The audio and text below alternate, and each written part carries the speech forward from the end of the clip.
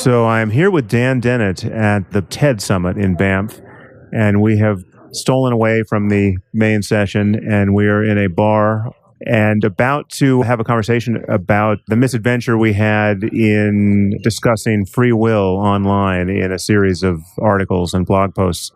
I mean, you and I are part of a community, and a pretty visible part of a community that prides itself on being willing to change its opinions and views more or less in real time under pressure from better arguments and better data.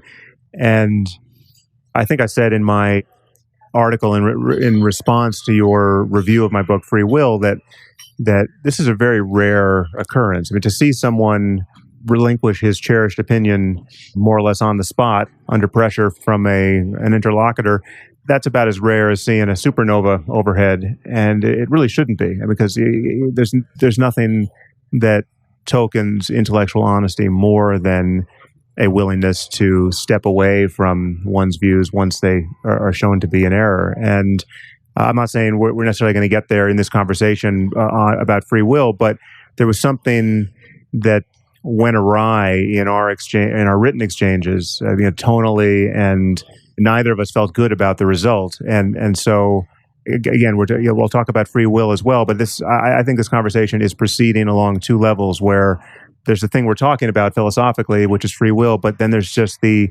way in which I want us to both be sensitive to getting hijacked into unproductive lines that make it needlessly hard to talk about what is just a purely intellectual, philosophical matter, and one of great interest, surprisingly great interest to our audiences.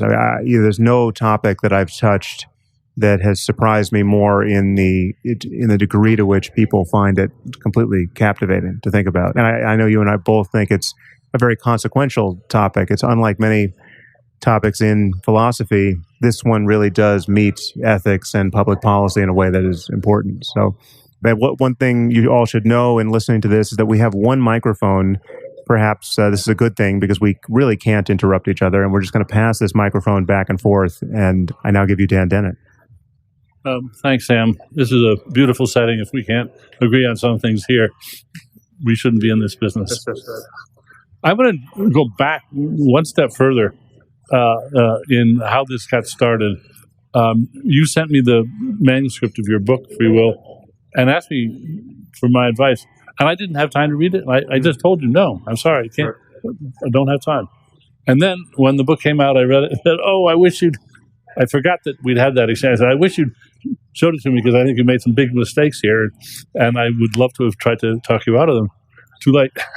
And then time passed, and then we had you said you wanted me still to say what I thought the mistakes were.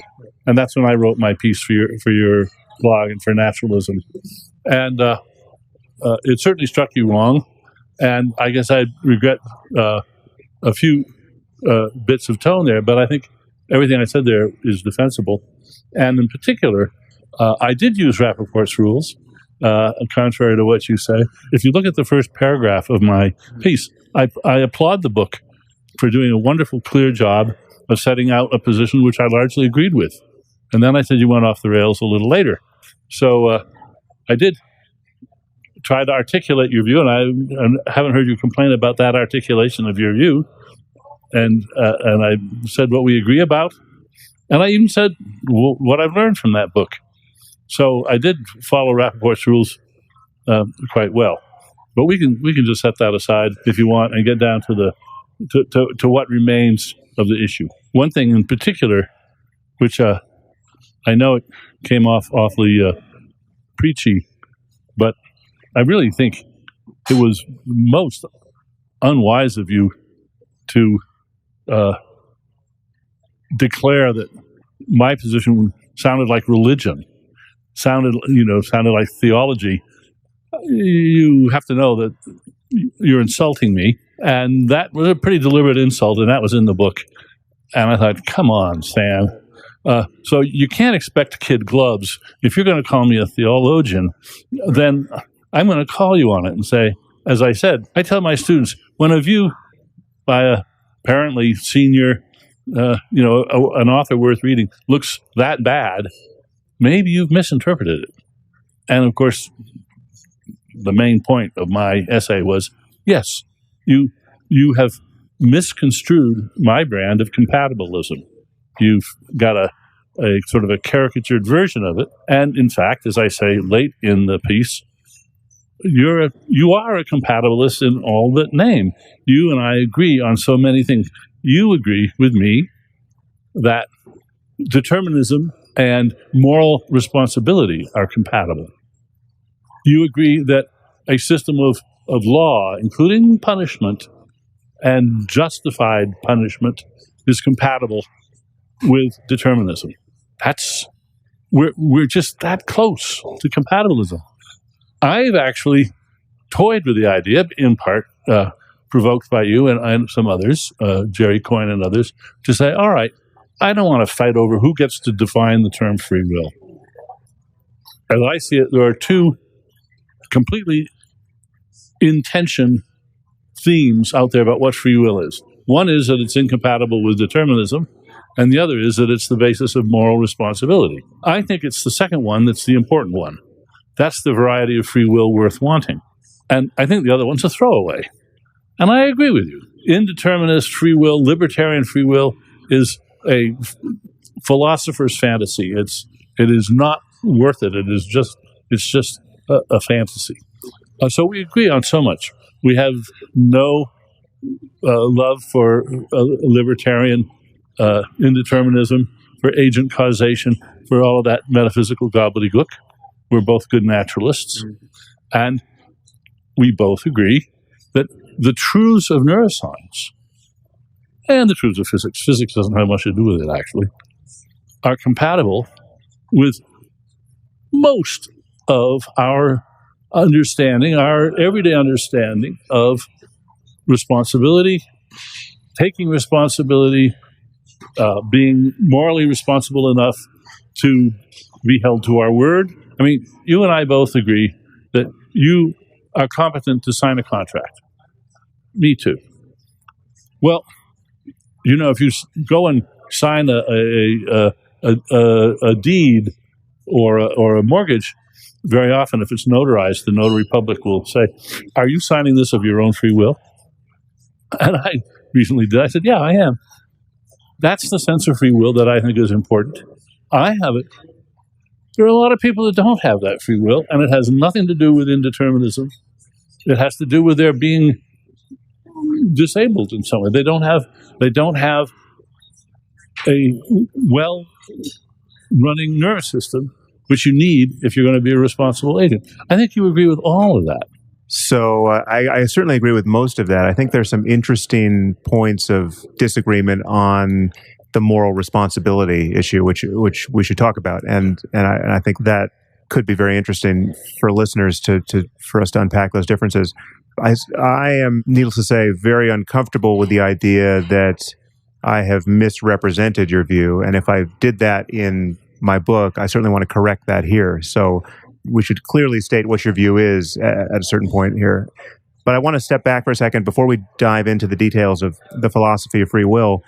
What I was aware of doing in my book, Free Will, and again, I would recommend that our listeners just go back and you don't actually have to read my book, but you can read Dan's review of it on my blog, and you can read my response, which is entitled "The Marionette's Lament," I believe. Then you can see the bad blood that was generated there. And I don't know if, Dan, if you're aware of this, you don't squander as much of your time on social media or in your inbox, but I heard from so many of our mutual readers that they were just despairing of that contretemps between us. It was like, mom and dad fighting, and it was totally unpleasant. The thing that I really regret, which you regret that you didn't get a chance to read my book before I published it, which that would have been a nice thing for both of us.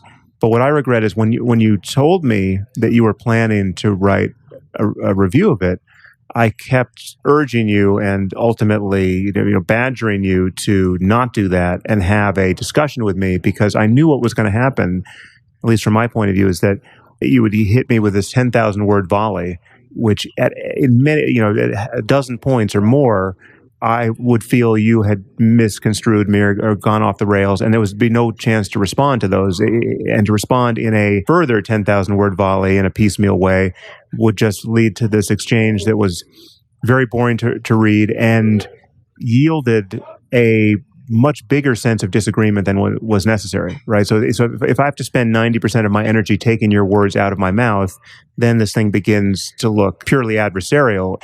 So one thing I've been struggling for in my professional life is a way of having conversations like this, even ones where there's much less goodwill than you and I have for one another, because you and I are friends and we're on the same side of most of these debates. And so we should be able to have this kind of conversation in a way that's productive. But I've been engaging people who, think I'm a racist bigot as a starting point, and I want to find ways of having conversations in real time where you can be as nimble as possible in diffusing unnecessary conflict or misunderstanding. And writing is an especially bad way to do that. Certainly writing the 10,000 word New York Review of Books piece that then someone has to react to in an angry letter, So in any case, I wish we'd had that conversation, but we're having it now, and this is instructive in its own way. Feel free to react to that, but I guess I want you to also express what compatibilism means to you. And if you recall the way in which I got that wrong, feel free to say that, but I'll then react to your version of compatibilism.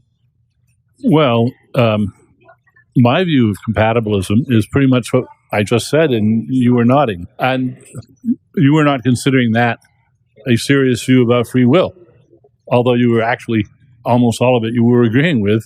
And you also, I think, made this serious strategic or tactical error of saying this is like theology. It smells of theology. Well, as soon as you said that, I thought, well, you just don't understand what compatibilism is. It's the opposite of theology. It's a attempt to look at what matters, to look at the terms and their meanings, and to recognize that sometimes ancient ideology gets in the way of clear thinking, so that you can't just trust tradition. If you trusted tradition and the everyday meanings of words, we would have to say all sorts of silly things. We've learned. In fact, one of the abiding themes in my work is there are these tactical or diplomatic choice points. You can say, consciousness exists. It just isn't what you think it is. Or you can say, no, consciousness doesn't exist. Well, if you've got one view of consciousness, if it's this mysterious, magical, ultimately insoluble problem, then I agree, consciousness in that sense doesn't exist. But there's another sense, much more presentable, I think, which of course consciousness exists. It just isn't what you think it is. That was a central theme in Elbow Room with regard to free will, and in Consciousness Explained with regard to consciousness. My view, my tactic, and notice, those two views, they look as if they're doctrinally opposed. They're not. They're two different ways of dealing with the same issue. Does free will really exist? Well, if free will means what Dennett says it means, yes. And you agree. If it means what some people think, then the answer is no. Yeah, I understand that, but I would put to you the question, there is a difference between explaining something and changing the subject. So this is my gripe about compatibilism, and this is something we'll get into. So, I assume you will admit that there is a difference between purifying a real phenomenon of its folk psychological baggage, which I think this is what you think compatibilism is doing, and actually failing to interact with some core features that are just ineliminable from the concept itself. Let me surprise you by saying, I don't think there's a sharp line between those two. And I think that's quite obvious. That whether I'm changing the subject, I mean, I'm so used to that retort about any line along this. So, no, I think that's just a debater's point. We should just set that aside. Saying you're just changing the subject is a way of, we're declaring a whole manifold, a whole variety spectrum of clarificatory views, which you're not accepting because you're clinging to some core part of what free will is. You want to claim that free will, the core of free will, is its denial of determinism. And I've made a career saying that's not the core. In fact, let me try a new line on you, because I've been thinking, why doesn't he see this the way I see it?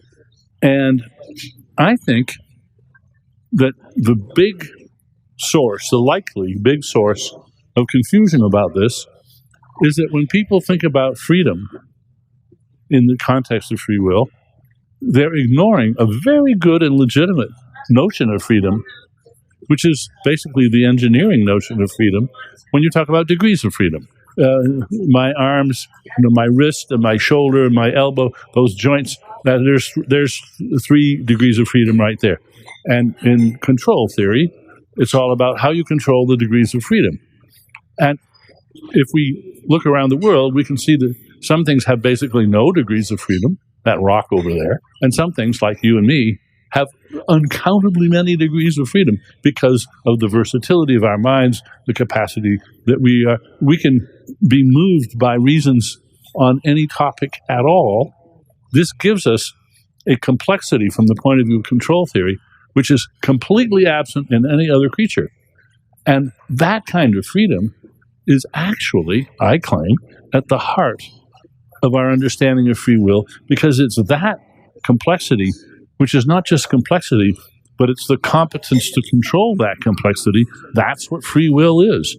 What you want, if you've got free will, is the capacity, and it'll never be perfect, to respond to the circumstances with all the degrees of freedom you need to do what you think would be really the right thing to do. You may not always do the right thing, but let's take a dead simple case. Imagine writing a chess program which stupidly, it was written wrong so that the king could only move forward or back or left or right like a rook, and it could not move diagonally. And this was somehow hidden in it so that it just never even considered diagonal moves by the king. Completely disabled chess program. It's missing a very important degree of freedom, which it should have and be able to control and recognize when to use and so forth. What you want, let me ask you a question about what would be ideal from the point of view of responsibility. What does an ideal responsible agent have? Not mainly true beliefs, a well-ordered set of desires, the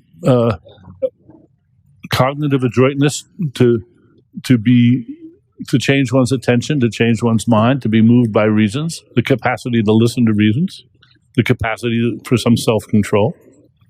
These things all come in degrees, but our model of a responsible adult, someone you would trust, someone you would make a promise to, or that you would accept a promise from, is somebody with all those degrees of freedom and control of them. Now, what removes freedom from somebody is if either the degrees of freedom don't exist, they're blocked mechanically, or some other agent has usurped them and has taken over control, a marionette and a puppeteer. And so I think that our model of a free agent says nothing at all about indeterminism. We can distinguish free agents from unfree agents in a deterministic world or in an indeterministic world.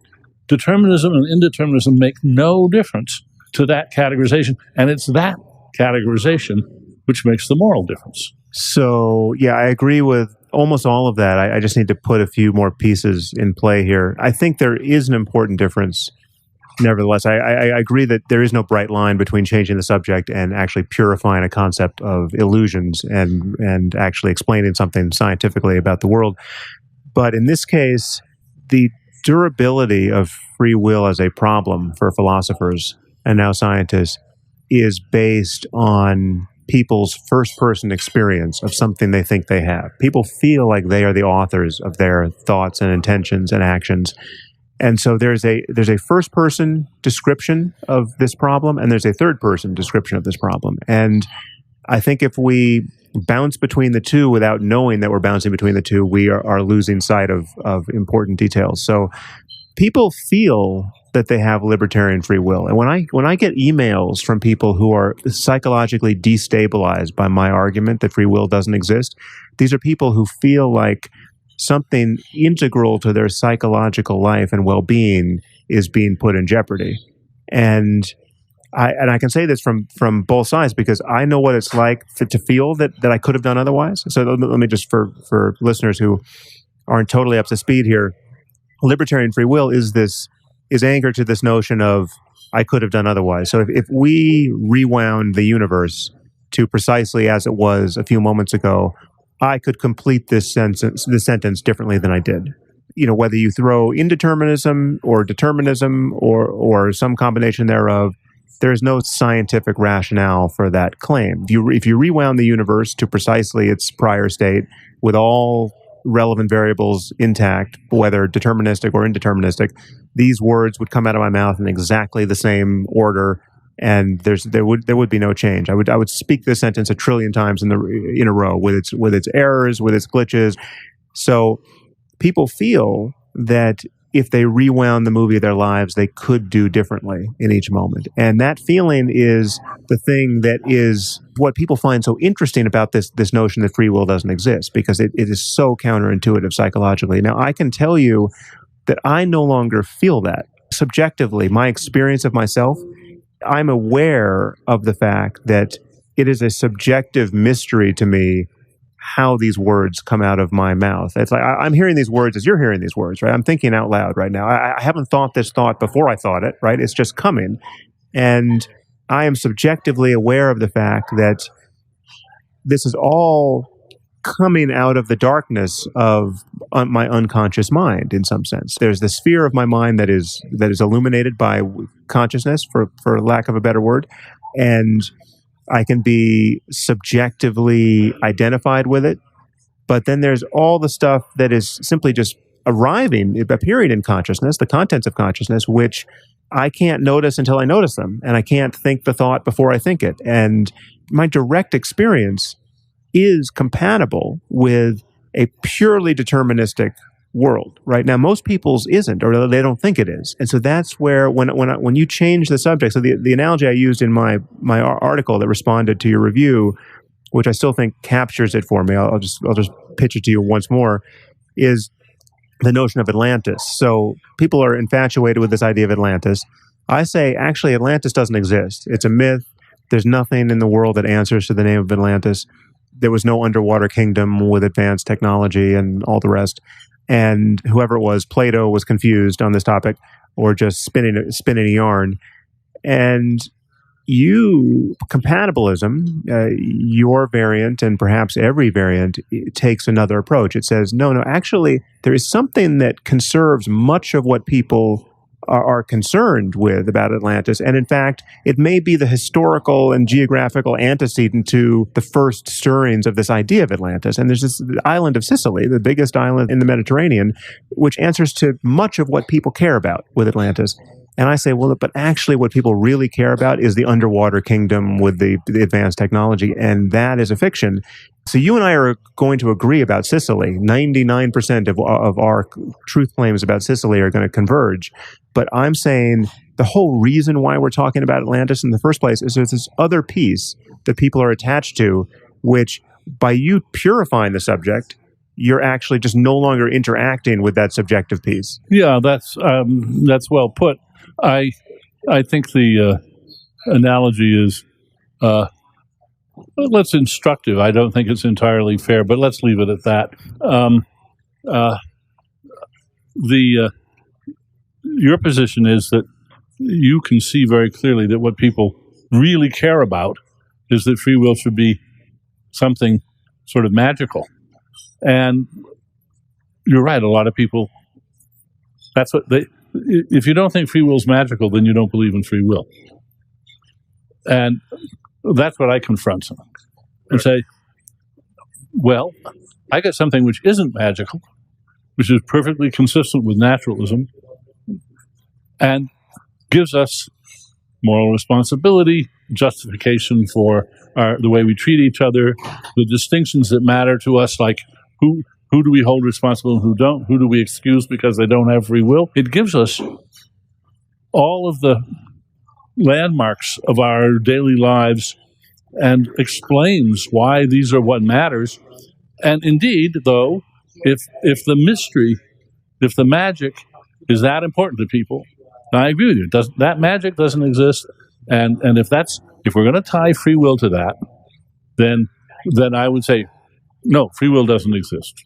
Now, you said something very interesting. You said that the reason people believe in this is because they feel it, they think they do. They sort of intuit they could have done something different in exactly the same situation. I agree with you that that's what they think. But I don't think that it is a forlorn task to show them that that's not really what they should think about this, about the very feelings they have. Their sense that they are, as Kant says, acting under the idea of freedom. That's right, they are. And that's the only way an agent can be. This is a fairly deep point, that an agent has to consider some things fixed and some things not fixed. You can't decide. Otherwise, the whole setting of decision-making depends on there being that kind of freedom. And so it's no wonder, in a way, that people who are impressed with that decide that what they experience is a sense of utter freedom. They don't need utter freedom. What they need and can have is the sense that in many very similar circumstances which differed maybe only in a few atoms, they would have made another decision. And that has not, as soon as you allow any tiny change when you rewind the tape, the whole business about determinism falls out of the picture. And that's why in actually several places, I've gone to considerable length, probably too long, to trot out examples where we have a decision maker which is in a demonstrably deterministic world. It's playing chess, and it loses the game, and its designer says, well, it could have castled. What do you mean it could have castled? What the designer means is it was just the luck of the draw. A chess program, like any complicated program, is going to consult a random number generator or a pseudo-random number generator at various points. And this time it chose wrong. However, it chose wrong because when it got a number from the pseudo-random number generator, it got a 1 rather than a 0. Flip a single bit and it would have made the other choice. In other words, it's not a design flaw. An agent could be, as it were, impeccably designed. You couldn't improve the design of the agent. So that's what justifies saying, yeah, it could have done otherwise. Half the time or more, it would have done otherwise. This is just bad luck on this occasion. Normally, it would have done otherwise. So I agree with all that. I think you're not acknowledging, however, how seditious that those facts are, how to the degree to which they undermine people's felt sense of their own personhood. So if you tell me that but for a single charge at a synapse, I would have decided I didn't want to have this conversation with you, or I wouldn't have proposed to my wife, right? And my entire life would be different. Acknowledging the underlying neurophysiology of all of those choice points and how tiny a difference can be that makes the crucial difference, that suddenly brings back the marionette strings. Now, no one's holding the strings. The universe is holding the strings. But that is not what people feel themselves to be. This feeling that if you had just one mouthful more of lunch it's something very different. You would make a radically different decision 6 hours from now than you are going to make. That is a life that no one, virtually no one, feels they're living. Oh, this is going in good directions. I think you're largely right and exactly wrong in what you just said. I think you're right that this is a subversive idea to many people. They're so used to the idea that unless they're completely, absolutely undetermined, then they don't have free will. Now, the trouble with that is, if you look closely at that idea, you see, if they were absolutely undetermined, that wouldn't give them free will either. So that's a red herring. So let's look at what does matter. It's interesting that you say that if I thought that some tiny atomic change would have altered the course of some big important life decision, let's look closely at that, because what I think we should say is it is indeed true that there are times when a decision is a real toss-up. When you've thought about it, you're going to have to act pretty soon, and you just can't make up your mind. In cases like that, and it may be something that's morally very important, the idea that when you do make the decision, had a few atoms been slightly different, you would have made the other decision. I don't find that upsetting at all. Because that's one of those situations. And it doesn't mean that when the evidence and the reasons are preponderantly on one side, no, then you'd have to make a very large change in the world for a different decision to come out. Sometimes the indeterminists, the libertarians, in fact, it's a sort of signature of a lot of their views, say that there has to be an absolutely undetermined choice of some importance that's somewhere in the causal chain of your life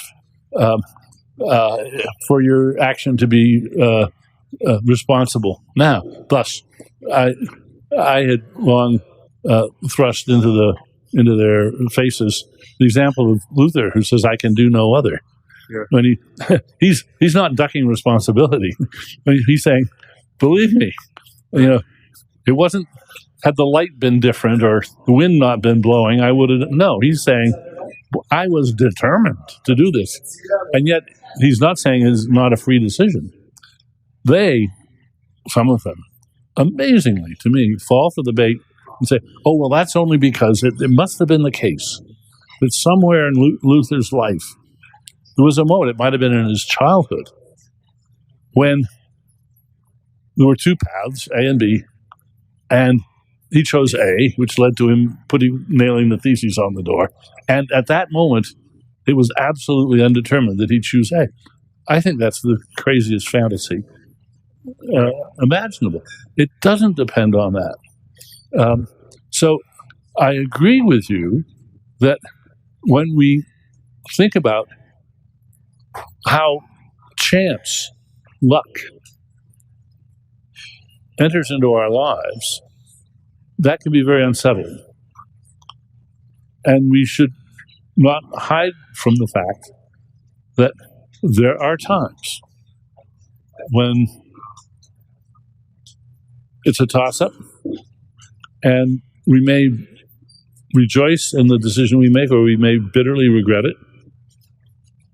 And the fact that we couldn't do that, it was not in our control, maybe it's a tragic fact, but it's not a fact which disables us for responsibility. You're playing chess, to take a deliberately trivial case. Considering two possible moves, for the life of you, you can't see what the better one is. You sort of mentally flip a coin. You don't know. Works out great. You say, yeah, that's right. That's what you're very likely to retrospectively decorate that with the claim that that's what you determined. Nah, you're kidding yourself. You're just taking responsibility for a little bit of lucky random coin flip in your decision process. That does not, in fact, not only does that not disable you for free will, I think an important human point about free will is that free responsible agents recognize that when they act, they're going to be held responsible, whether or not they are in complete control of and they can't be in complete control of the decision making that goes to making up their minds. Well, now I think we're getting into some very interesting territory where we might actually disagree, because I think perhaps your notion of moral responsibility is something that I don't agree with. I think I can do a kind of compatibilist maneuver on moral responsibility and get most of what we want out of it. But I think something changes with my view of free will. But I want to unpack one point you made earlier that might have blown by people too quickly. The reason why indeterminism doesn't give you freedom is that if you made a choice that was truly not determined by your past conditioning, your past attitudes, it would be precisely the occasion where you would say, I don't know what came over me. It wouldn't be representative of who you've been up until that moment. So it has to be in part of the causal stream that you recognize to be, lawfully you in each moment. But I want to ask you one question before I talk about why I think it might all be a matter of luck all the way down, and that moral responsibility is something we have to redefine in the way that you are eager to redefine free will. I want to ask you this notion that the tiny micro adjustment in the universe only really spells the difference in cases where it's a decision that could go either way, that it was 50-50 anyway, and you just, you flipped a bit, and it wasn't a diversion of that great consequence because it was not something that you were fully committed to. But I think there probably are many actions, maybe decisions are the wrong category, but certainly actions where the difference between a life-changing action and not is just a matter of a tiny piece of real estate in the brain being otherwise. So the difference between thinking something and saying it out loud to the person you're thinking it about, or the difference between sending that angry email you wrote to your boss or to your best friend and just deciding to scrap it, that can be one of these tiny moments where, but for a little more sleep the night before, your life would be very different.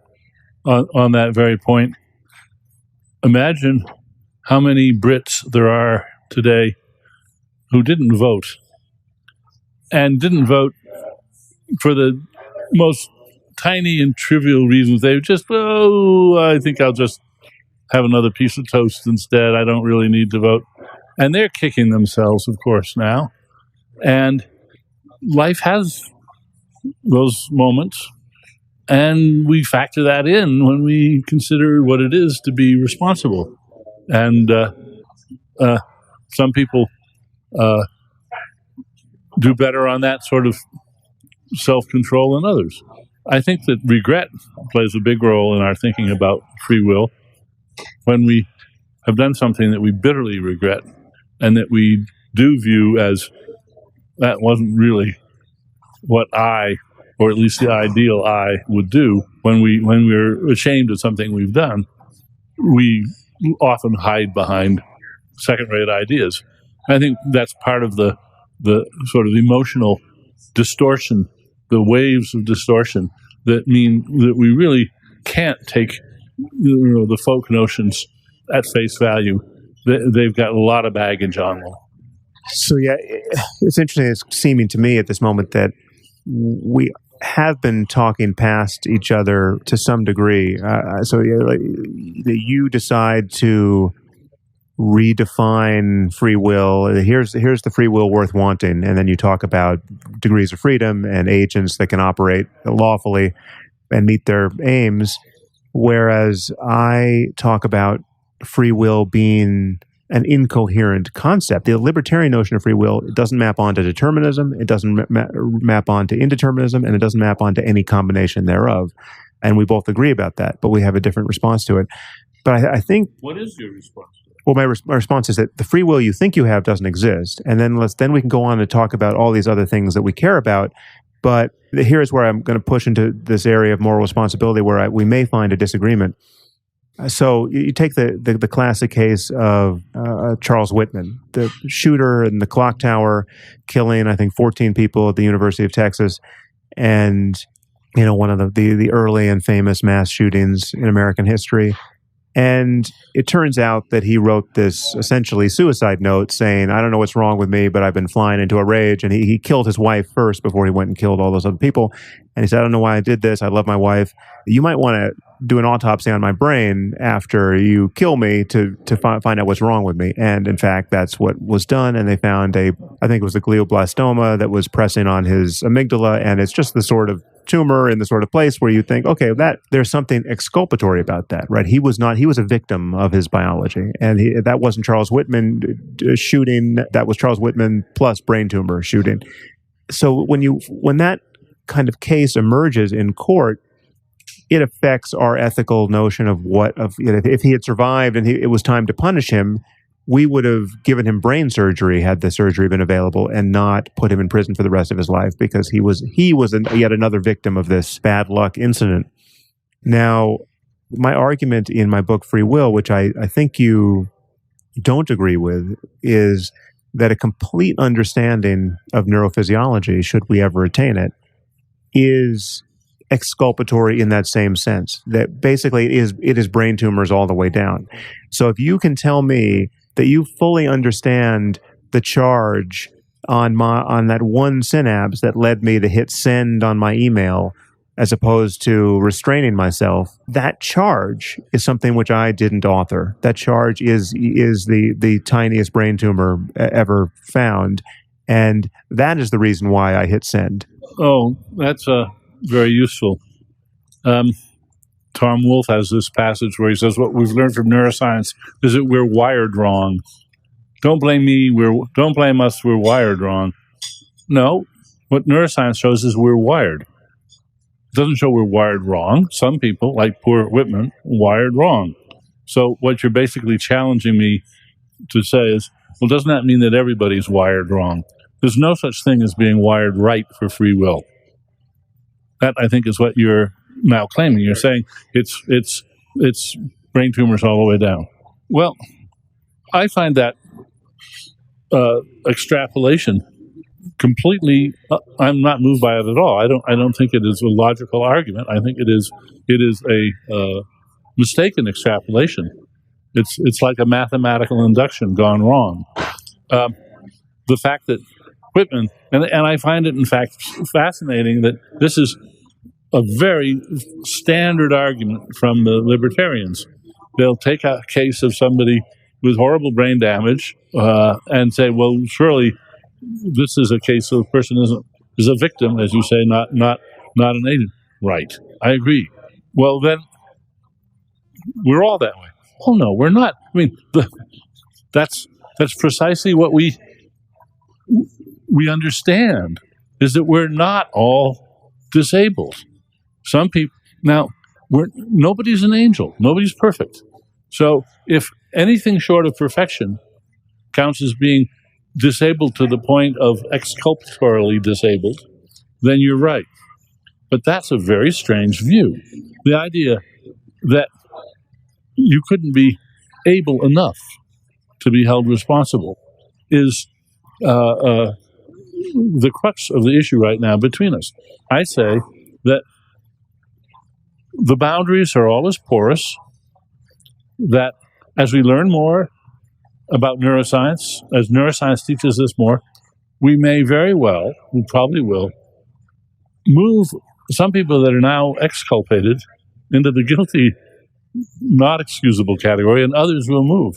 But we'll still keep the distinction between those who are basically wired right and those that are wired wrong. So I'm not disputing the fact that people have different capacities, right? So people have different degrees of freedom. And if you have a brain tumor in the wrong place, your capacities can be undermined. So there's nothing that I said thus far that ignores the very important difference between voluntary and involuntary action, or the ability to restrain your impulses, or as opposed to just acting out everything that arises in your mind at the level of intention.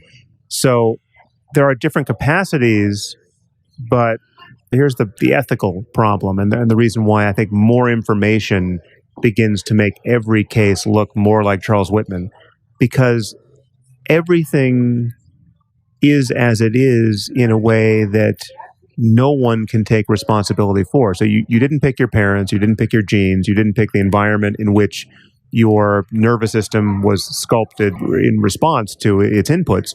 The only variables there are in the system are your genes and the way in which they're played upon by the environment. And this includes ideas, this includes conversations had and not had. So to bring us back to this conversation, you are not in control of how persuaded you are or not by what I say. So I say something, it either strikes you as stupid or incredibly incisive or somewhere on that continuum, and you don't pick that, right? It is entirely dependent on the state of your brain, which is entirely dependent on every moment preceding. So we are being played by the universe. We are little corners of the universe that are just like the rest of the universe, except for all of these other functions that we can talk about, like voluntary behavior and involuntary behavior, impulse control, etc. And there is something exculpatory about that. So again, just to give you a little more information here, you can take the evilest person, the most easily incriminated person you can think of. Let's see, I think I used Saddam Hussein or one of his sons in my book. I mean, this is the prototypical mustache twirling evil person. If anyone is responsible for his actions, he is. But if you just roll back the timeline of his life, at one point he was the 4-year-old who was destined to become Saddam Hussein, right? So you look at that 4-year-old, and he might have the genes for psychopathy, say. He might have bad parents. He's got a bad society, or certainly one that's destined to influence him in ways that predispose him to psychopathic violence. So you have an unlucky 4-year-old. That is fully exculpatory. That 4-year-old, if we could help that 4-year-old, we would. We would intervene. We would put him in a new family. We'd give him the right drugs if we had them to combat his psychopathy, right? And you just roll forward in his life. At a certain point, I think as if by magic, we hold him responsible for being the true author of his actions. And yet, at no point does he actually become the author of his genes and his environment and all of the causal connections. And so I'm saying to you is that we might want to still hold people responsible. I think we do. I think you and I should sign contracts, and we should keep promises, and we should be held responsible for breaking those promises. But the reason, because it's pragmatically useful to do that. Punishment makes sense if it actually influences people's behavior in a way that, on balance, leads to human flourishing. So I don't think we throw out everything that you're worried we throw out in the criminal justice system. But I think there is something. I think the role of luck goes all the way down. Your examples, I think, have a flaw. And I'm trying to think of the cleanest way of saying what I think it is. Let's talk about control. One of the things you said is, you can't control your genes. You can't control your environment. That's right. And as a sailor, I can't control the properties of the water. I can't control the wind, but I can control the boat. I can't control how hard the wind blows, but given how the wind blows, I can control the boat. Now, maybe you couldn't control the boat because you don't know, about how to control a boat. But I do, and I can control the boat. And it's and your argument is trying to remove the very idea of control from the world. Say nobody ever controls anything, not really. And I think that's a reductio ad absurdum. Of course, we control things, and for that matter. An airliner can be controlled by a computer. The computer is really controlling it, and if the pilot turns off the computer, then the pilot is controlling the airplane. And the idea that you can't control all the factors, that's irrelevant. I mean, of course you can't. That's what control theory starts with, the premise that there are factors that are not in your control. The whole point of control is to respond to the factors that are out of your control by, doing the right thing. And the same thing goes for moral education. You're exactly right. Poor Saddam Hussein, terrible beginning and all that. And if we could treat him, we would. Why would we treat him? Because if we treated him, if we could get in there early, we could turn him with some chance of success, and there's good evidence of this, into an autonomous, self-controlling adult. That's why we have moral education, and it works. And if you don't morally educate your kids, then they're going to be out of control. And if they are, then shame on you as a parent for not doing that moral education, because you could have made them into a self-controlling, autonomous adult, and you let down the side. And it's too bad for them. It's too bad for you. I agree. These are cases where adults are not fully responsible. And I think, again, we don't need to talk about absolute moral responsibility. Nobody could be absolutely morally responsible. But you can be non-absolutely, practically responsible for who you are. After all, you make a robot. You made it. You thought about it. You sent it out. It's your artifact. And it kills somebody. Who's responsible? You are. You made it. You should have known better. All right. You, 20-year-old you, made 21-year-old you, which made 28-year-old you, which made 40-year-old you. We do, part of being an adult is recognizing that part of our responsibility to the rest of the world is to keep ourselves as self-controlling, autonomous agents, not to lapse into. We have a responsibility, we have a duty to maintain ourselves as self-controllers. Some people fail miserably.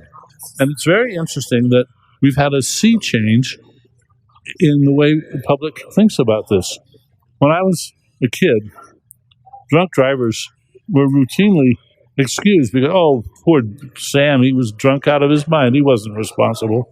Now we hold him doubly responsible, and we hold the bartender and his friends responsible for letting him get in that state.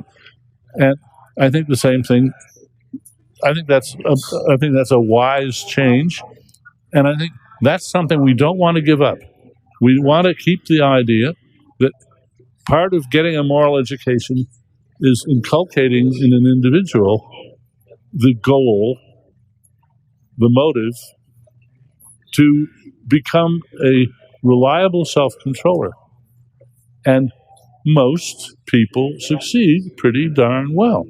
They're not perfect. And what you get for that is the freedom of the state. You get to drive a car, run around, and sign contracts and live a life, and you're allowed to have a free, politically free life. And if you can't do that, you're in the soup, and you're gonna suffer.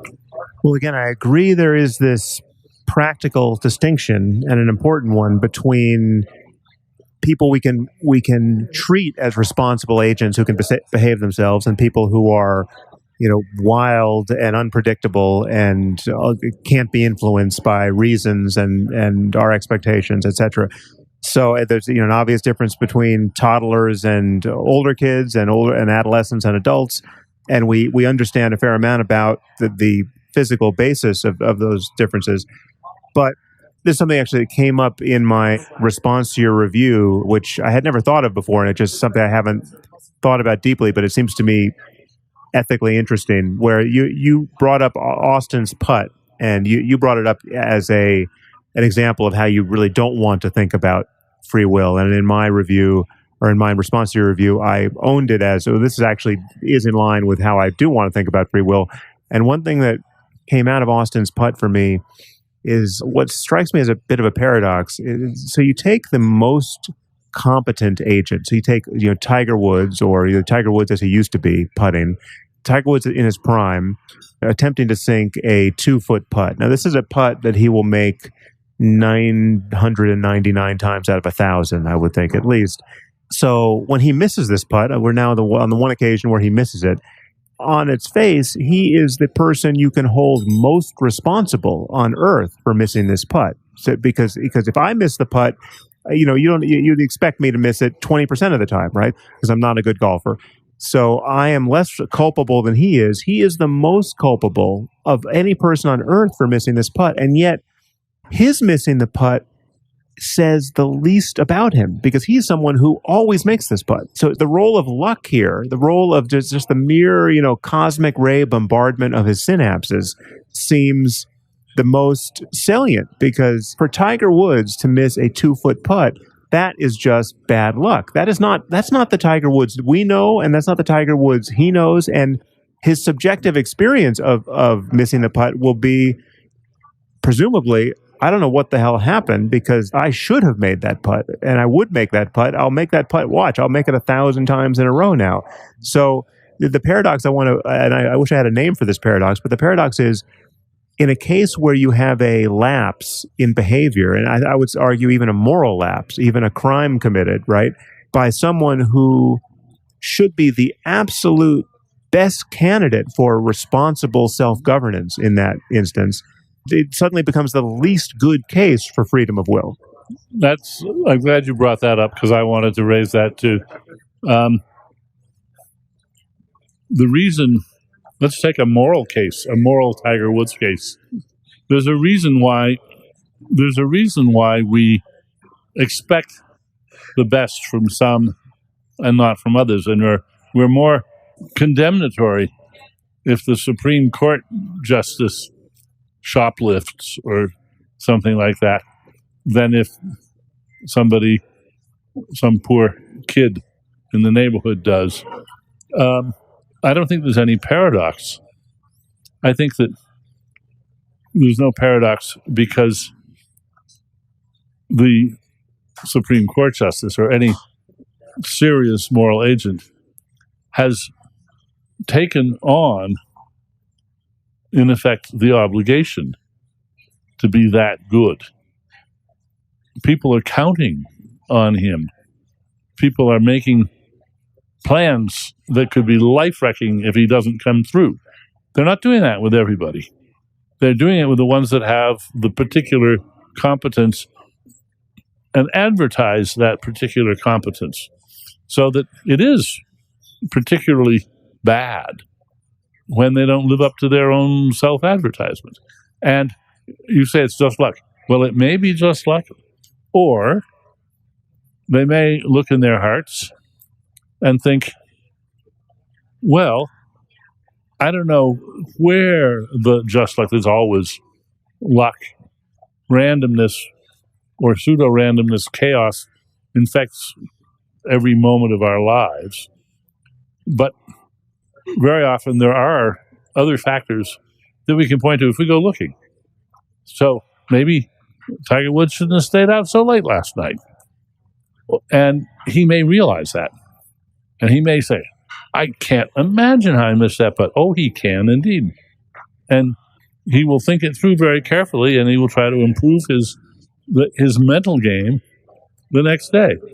You see, I don't think the case is as simple as you make it out to be. I don't think there's any paradox there at all. Well, I think you're not connecting with the first-person side of what it's like to deviate from your own internalized norms and competencies. So you're the Supreme Court justice, right, who's just fully committed to ethics and law, the rule of law, and then all of a sudden you find that you've gone on a shoplifting spree, right? That is so unreflective of who you've been. That is a failure of some part of your system, which seems the most adventitious. It says the least about who you've been up until that moment. It is a departure from the norm. And as it is with Tiger Woods missing a putt that even a terrible golfer would make some significant percentage of the time, going back to prior causes doesn't really resolve the issue. So if you ask, why did he stay out late the night before? Well, then we're back to him not authoring himself, because the explanation for why he decided to stay out late was because he happened to see that pretty woman across the bar. If he hadn't seen her, he would have been in bed by 10, but because he's a serial philanderer, he had to stay out till 4. But I'm just saying that each one of those moments becomes a missed putt when you look closely at it. So one thing I hear here, and one thing I've definitely detected in your writing about this, is you're very concerned about the societal implications of most people getting the wrong message about free will. So if Jerry Coyne and I won the argument here and we just announced that free will is an illusion and in some sense everyone is not guilty by reason of insanity, there is no control that's good enough for free will. No one has that kind of control. Everyone is just part of the universe. Everyone is a force of nature. Everyone is a wild animal. Something very important would be lost. And what I'm saying is that you can conserve. I have a compatibilist maneuver for many of the things you're afraid would be lost. So holding people accountable, holding people to their contracts, their promises, putting people in prison who are too scary to let out of prison. I think we can do all of that in a way that doesn't preserve an illusion that anyone actually truly authors themselves any more than Charles Whitman did with his brain tumor. Nobody ever actually, truly, absolutely authors himself or herself. But that doesn't mean there aren't people that author themselves. They use found objects that they find. Do it yourself. There's a limit to do it yourself. And indeed, there's a lot of luck involved. And I think that people understand this. People understand that the best game in town is to be a moral agent who lives by the community's ideas of moral agency and takes punishment gracefully when it's deserved, and may secretly harbor thoughts like, well, I was just really unlucky today. I was just really, really unlucky. Tough. I was really unlucky. But the last thing I'm going to do is plead, I'm just cosmically unlucky, Your Honor. Yeah, okay, so what? You did it. You declare yourself to be a responsible agent. On this occasion, you let down the side, and it's quite irrelevant whether you were unlucky today. But again, I think the subject there changes to the pragmatics of holding people responsible and how our courts function and how our relationships need to be. But again, I just think this is vulnerable to more information. So Tiger Woods' missed putt. Let's say we had full knowledge of all of the variables, right? So we find that actually it was the chirp of a bird that got into his head, that his auditory cortex did its little dance, and that was enough to get him to miss this putt. The game of golf wouldn't necessarily change because there is no way to incorporate the influence of birds into the rules of the game. So what golf would have to say at that point is, listen, sometimes you get lucky and sometimes you don't get lucky with the birds, right? But we're not going to kill all the birds, so just deal with it. But that is a pragmatic response to a situation that's just too complex. And yet it is still a fact that the bird caused him to miss that putt, and he's not actually responsible. We're just using a heuristic here to hold him responsible. He's responsible in the sense that next time we will expect him to make that putt, rightfully based on his skill, and he probably will make it. Well, you're covertly sliding back into absolute responsibility. Right. He's not absolutely responsible because the bird played an unexpected causal role in this case. But as long as you're not holding out for absolute responsibility, he's still responsible. And you say this is just pragmatic. Well, the whole idea of free will is ultimately, I think, pragmatic. We're going to have a consequentialist account of why we hold people responsible. And it's not a simple deterrence and rehabilitation idea. It's the idea that if we want to have a secure society where there's respect for law, then the law has to be reasonable because we're pretty reasonable people. And unreasonable laws will not be respected. So the law has built into it lots of excusing conditions, but it says not everything is an excuse. We draw the line here. Now, where do we draw that line? We draw it somewhere, and it's not a metaphysical line, it's a pragmatic line. And what determines where that line is something about what human nature is like in general. And setting it higher would excuse too many people and would lead to disrespect for the law. Setting it lower would be too punitive on people that we intuitively feel were really not that responsible for what they did. And so we have this artifact, this wonderful human artifact, which is law and order. And it's a human, well, it was not intelligently designed so much by humans so much as it evolved by cultural evolution to be a system which people can appreciate its value, even if they can't entirely explain how the working parts work and why they're as good as they are. So take the prototypical psychopath, right? So an evil person who is as responsible for his evil as possible because he's a sadist. He gets pleasure from it. He's now in prison, but he says if we let him out, he would do it again because what he really likes to do is kill little girls and boys, and he has no regrets. This is as culpable a person as we're ever going to find.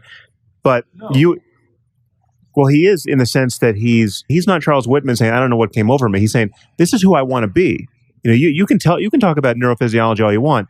I'm happy to be who I am, right? I love this. And this is how I want to live. So you might have some reason to think that he's not as responsible as you and I are, but I think this would push most people's buttons in terms of judging him to be the author of his evil as much as anyone's the author of anything. This guy is satisfied to be who he is. And he is just a violent, sadistic person who we should lock up. Now, if we had a cure for this condition, let's call it psychopathy, but maybe this is something beyond that, and we could just give him the pill that made him have the epiphany, oh my God, I can't believe I was this evil bastard. I'm so regretful. I'm so sorry for everything I've done. I want to spend the rest of my life making it up to you people.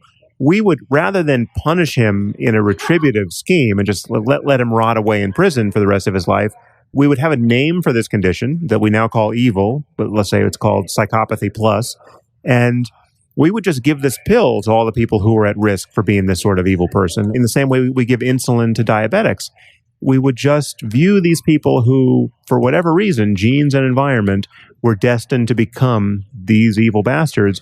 We would give them the anti-evil pill. And wouldn't that be, in some sense, exculpatory? Yes, it would, but I want to look at a case which I think is better. Not a psychopathic torturer, but a Bernie Madoff, a calm, calculating, greedy, heartless, fraudulent person with a fine education, good upbringing, and no clear signs of any pathology, psychopathology. I think that's the same case. It's just he's a more normal person. But I'm going to invent something now. It's called Madoff syndrome. It's the kind of person who, even with the benefit of an education and a great upbringing and good relationships and all of the right environmental influences, he still is malignantly selfish enough to show up like Bernie Madoff. He can lie to people with alacrity and he can pursue his own aims. He has a kind of time horizon for his gratification, which allows him to forget about the fact that he's running a Ponzi scheme that is guaranteed to blow up, and he's really not motivated by that. He's discounted that future pain to the point where he's no longer motivated by it. So if we could completely understand the neurophysiology of what it was to be Bernie Madoff, and just by dint of luck, there was a intervention that could cancel it. There's now a pill that is the anti-Madoff pill. That maybe it's just a designer pill just for Bernie Madoff. Maybe it would work for no one else, but it will work for him. And you give it to him, and he becomes as regretful as you'd ever want him to be, and no longer capable of that behavior. He says, I cannot believe who I was. I just watched that documentary about me, and I do not recognize that guy. it seems to be the same case to me. But you're leaving out a lot of the recursive cycles of the whole situation. If we had a Madoff pill, then people would know there was a Madoff pill. And so a lot of people who knew that they could do this until they had to take the Madoff pill would factor that into their behavior. And so let me no, I don't think it is. I think it's important to not to shield off the calculations of all the effects on respect for the law and the sense people have about the security that respect for the law gives them. You have to factor that all in. And the fact that there's a Madoff syndrome doesn't change that. And it's small comfort to the rest of the citizenry that when we diagnose a Madoff syndrome case, we give him the pill and then he's better. Not good enough. We want to have the threat of punishment there so that the people that have Madoff syndrome behave themselves. Now, consider in this light, most psychopaths never commit a crime. Why? They're deterred by the penalties. And here's where my homely comparison with penalties in sports comes in. You want to play football, soccer, you want to have a yellow card and a red card. And you want to use them sparingly, but when you use them, you want to mean them, and it's going to hurt. And they're real penalties. And would the game be better without them? No. Do we even stop to ask whether the players could control themselves better? No.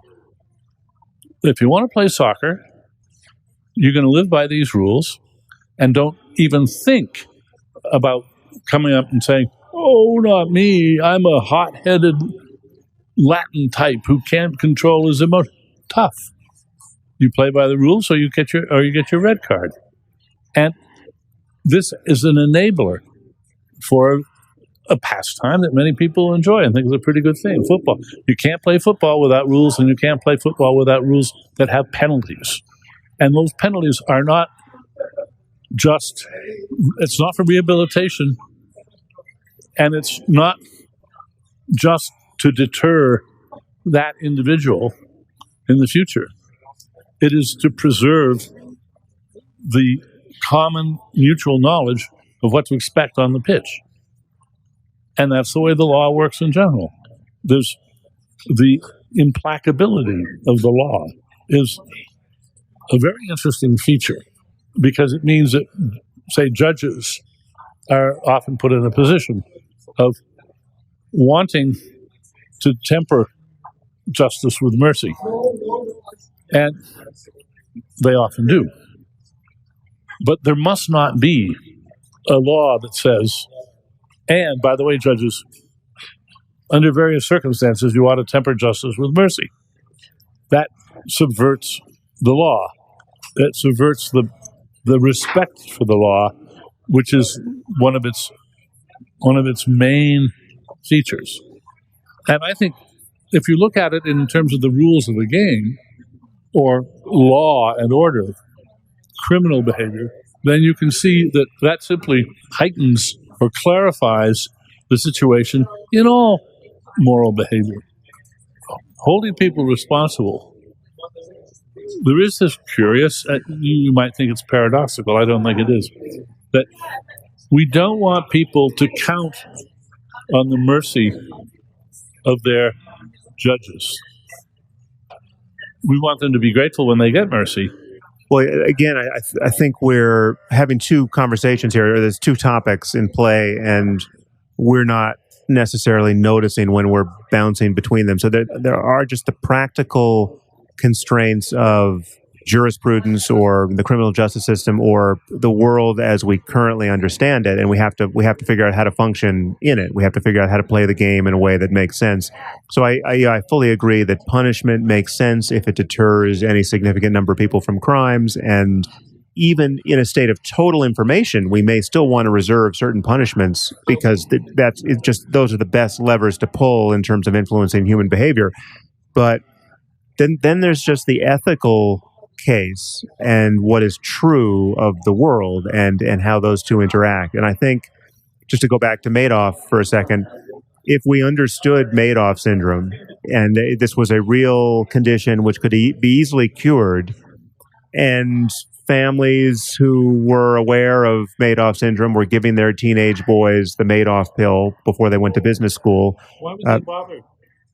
Well, because it's gross negligence otherwise. It's like strapping your child into a seatbelt when it's as a parent, it's your responsibility to do that. You're unleashing your Madoff-prone children on the rest of society if you don't give them this pill. Not optional.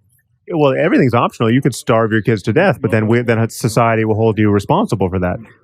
What I'm saying is that because we don't understand Madoff syndrome and we have no cure for it, Madoff looks like a fully culpable moral actor who just belongs behind bars. But if the state of our knowledge of his condition changed radically and there was a way to intervene, it would begin to look like neurosurgery for Charles Whitman, just a different case of it. And I'm saying that on some level, everything becomes like that. It will, from Tiger Woods' putt to your reaction to my making this point. I'm making this point and you are underwhelmed, right? That is a state of your brain which we dimly understand, but it's not one that you are responsible for. You as the center of your subjective life. And this is to now to connect this conversation back to where I think the illusion of free will or the sense of free will is really the motivating force on this topic for everyone. If we connected you to the right brain scanning technique of the future and we could know in advance everything you were going to think and do before you subjectively could, right? So you're about to utter something which we have in the lab already transcribed. To be confronted with that precognitive record of your behavior moment after moment would be fundamentally undermining of people's felt sense of what they are as agents. If the guy with the white coat knows what you're going to do before you're going to do it, from my point of view, we have every reason to believe that is a neurological fact about us. You are not the first to know what you're about to think and do.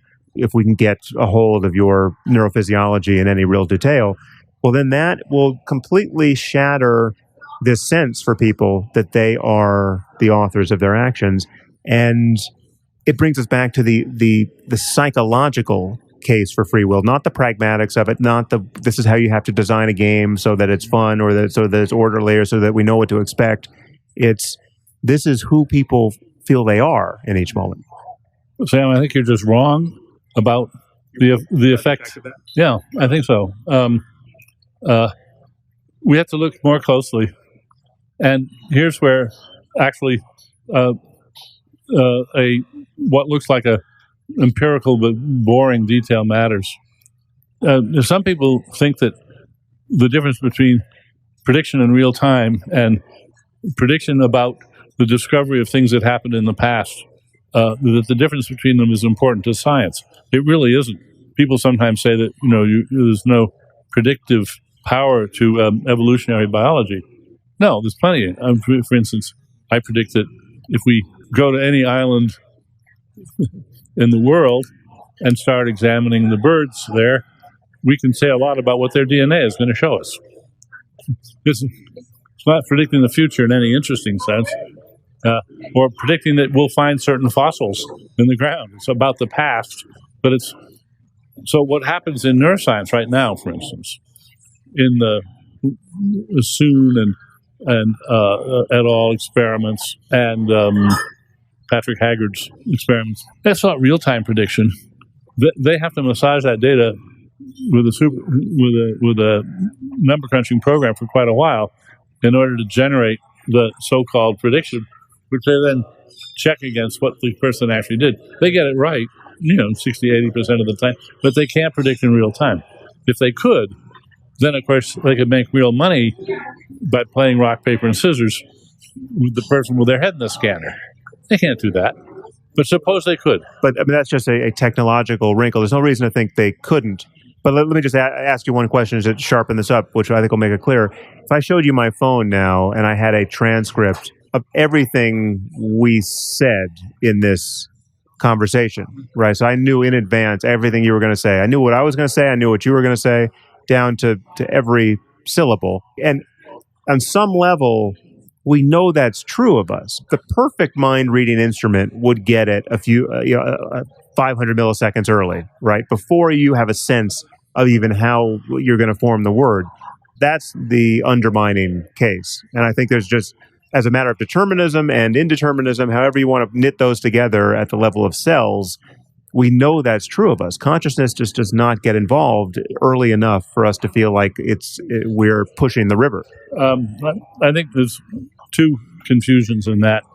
One of them is that your example it's sort of irrelevant, but since you trotted out the example, many years ago, Dan Mackay, showed that, as it were, a Laplacian demon can't predict your behavior if he's going to interact with you, because then he's got to predict his own behavior too. And to do that, he's going to have a complete description of himself, which you can't have, as Turing showed. So there is a theoretical limit to how good that, if your phone had the whole transcript on it, then I guess what it would show is that. So make it a conversation with somebody else. Well, we'd have to be very careful how we wrote that. But you say that you think that would really undermine the idea that we had free will. I think it really depends on the details of the context. Let me build up with a simple case. You give me two simple arithmetic problems to do. I do them. I hand you the result, and you say, ta-da, and you show a piece of paper you've written down the very results that I've written down. That doesn't cut any ice, because it's sort of obvious. And, I'm pretty good at arithmetic. You predicted I'd get the answers right. I did. Now, if you ask me, to write a poem, I sit down to write a poem, and when I hand it to you, you take out a piece of paper and show that you've got the same poem has already been written down on the piece of paper. Well, what I'll be sure is that you played a magic trick of some sort on me. That would be very, very unnerving, because I believe, and believe for good reason, that the sort of complexity of the cycles going on in my brain are such that it is beyond feasibility to be able to make that kind of prediction. But even just 500 milliseconds in advance. So if we had the poem reading technology hooked up to your brain, and we got the poem, we got each word of the poem half a second before you got it, and we could prove that to you, isn't that the same case? No, I don't think it really is. First of all, let me just, I don't want to get into a lot of science fictional imaginings about very, very extreme and physically dubious possibilities in principle. So let's sort of set that aside. I think we should. But if you want to go back to it, we can. The idea that a conscious author has to be conscious of the creative process that generates each word, that's an extraordinarily extreme and unlikely view of authorship. And if we look at history, we see that Mozart and other great artists, they say, no, it's not like that at all. Mozart says these tunes come to me and I write them down. So, but he claims authorship for them, and so he should. Why should he? Well, because nobody else wrote them, and they were processes in his brain, and he controls them to some degree. He controls them not at the micro level, he controls them at a temporally macro level. Thus, when Venus Williams returns service, she's got to put that stroke in motion before it's fully reached full consciousness.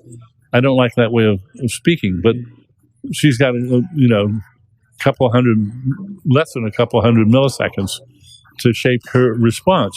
As she's waiting for the serve, she's making conditional plans, and those are deliberate. She's decided that if she can, she's setting up to do a backhand lob down the lane, and she's not deluded in thinking when she gets the serve she was expecting and does that she planned that.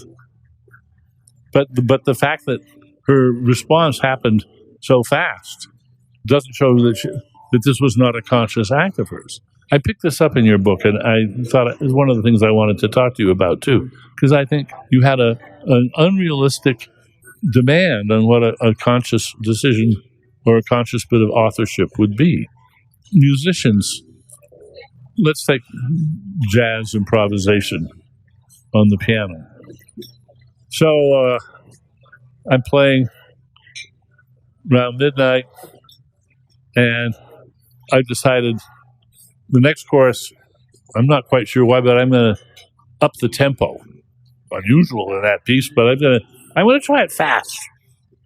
Now, do I know exactly which notes are going to come out when? No. In fact, I know what I'll be doing is setting in motion some control circuits that I can't control directly, but I've honed them. I've practiced things like this. They may be bad musical habits, but they're my habits. And I know how to get a characteristic Dennett cliche to come out of my fingers at that moment. I'm the author of that, but I'm not. You seem to be holding out for a kind of authorship that would deny that was authorship.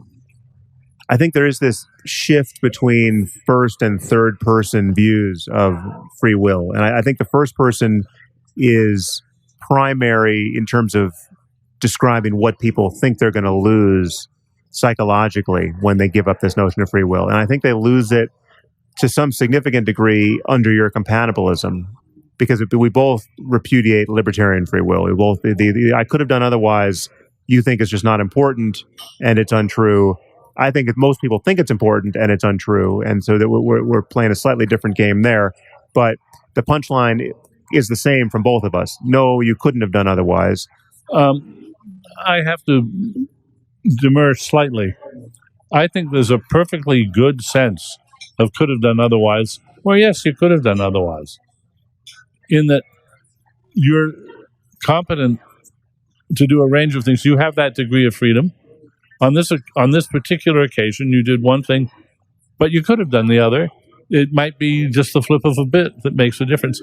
That is a perfectly legitimate sense of could have done otherwise, because the only reason you're ruling it out is because you're going for absolute atom for atom physical replication. But that just is irrelevant to the real world of causation. Well, I would say that what you're actually promising there is not that they could have done otherwise, but that they can do otherwise next time. So like to bring it back to Tiger Woods' putt, Tiger Woods couldn't do otherwise because the bird caused him to miss the putt, or a glitch in his nervous system caused him to miss the putt. And if you return the universe to that state exactly, he's going to miss that putt a trillion times in a row. But he can do otherwise in the sense that he can be expected to make his next putt because it's within his range of competency to do that. There's a paper that Kit Taylor and I wrote together called Who's Afraid of Determinism? And in it, we argue that this is a common confusion about determinism, that this idea of rolling the tape back and playing it exactly the same way. Let's take the canonical example of a random event, a coin flip with a fair coin.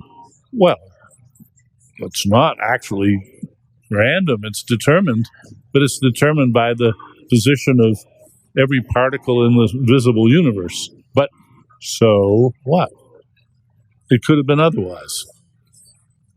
That's what we mean when we say that we use coin flips to implement could have done otherwise when we need it. And that's a perfectly legitimate sense of could have done otherwise, even though determinism reigns. The coins coming up heads is, in an important sense, uncaused. It's determined by the whole state of the universe at that moment, but it has no more salient cause. Now, if you make a coin flipper that is, balanced in a mercury bath and has very carefully calibrated arms, and you put a coin and flip it, and you can probably make a device which will flip it 1,000 times and it'll always come up heads, then those aren't random, and those are caused. Now, we can contrast cases like that with cases where they are random, all without touching determinism. It's a deterministic world. Some coin tosses are random and some aren't. The ones that are random could have been otherwise. Well, in that case, a coin flip is a surrogate for true randomness. We're talking about a chaotic system where you can't predict the outcome because you don't know the initial conditions, and you couldn't do the math even if you did. But it's a prosaic version of randomness. If I want to randomize a decision, I'm going to flip a coin and take the outcome. The issue is psychologically, and again, you and I agree that people don't have this freedom. I just think people put a lot of stock in the illusion that they do, and you and I might disagree about this. People can't own the micro causes, and they can't go all the way upstream and be the author of their actions. I am making a unrealistic demand on their subjectivity. That no one has ever had this kind of control or this kind of ownership of their actions. But the felt sense of libertarian free will does presume it. And if I would say to you that if something like this neuroimaging experiment we talked about were available, people would find it a total challenge to their sense of their authorship of their poem, or their authorship of their music, or their authorship of their volitional action if everything could be predicted prior to their conscious awareness of any of the relevant elements. If before you heard the sentence in your mind to speak, or before you thought for an hour about which word you were going to choose here, and I can show you that at every point you thought you were deciding, several seconds earlier, we knew what your brain was going to do, that gives you the marionette feeling, even if those strings are attached only to the universe and of causality, not to the hands of some other person. Well, it would take quite a while for me to unpack everything in there, but I do want to disagree. I want to suggest that when you say, well, the coin flip, that's just a surrogate for real randomness, you're making that move again. That's not real free will, or that's not real consciousness. That's just a cheap substitute. Well, no, in fact, it's not a cheap substitute. The difference between the way the world runs, if we've merely got deterministic chaos, and the way it runs if we have quantum indeterminacy, makes no moral difference at all. I wasn't saying that it makes a moral difference. I was just distinguishing between those two as physical facts. Well, but then, if it doesn't make a moral difference, people are simply deluded if they think it does. Yeah. So, in other words, people are deluded to think they need what you call free will. They don't. They can have the kinds of free will worth wanting are perfectly compatible with determinism. We completely agree about that. So this might be a good point to end on, because dinner is calling, and our brains are inclining toward it through perhaps no free will of our own. But I just want to say I'm very happy that we had this conversation in the spirit of collegiality that I hope all of our conversations would happen in. And because you and I, being the control systems that we are, we're up to the task in most contexts. And so I just want to say that if there was any point in that exchange, the written exchange on this topic, that offended you, that made me seem less of a reliable ally for you or a friend, I regret that, and it's been a great pleasure to collaborate with you in all the ways that we have thus far, and I'm very happy we had this conversation. And I'll echo the same sentiment back to you. This has been instructive for both of us, I think.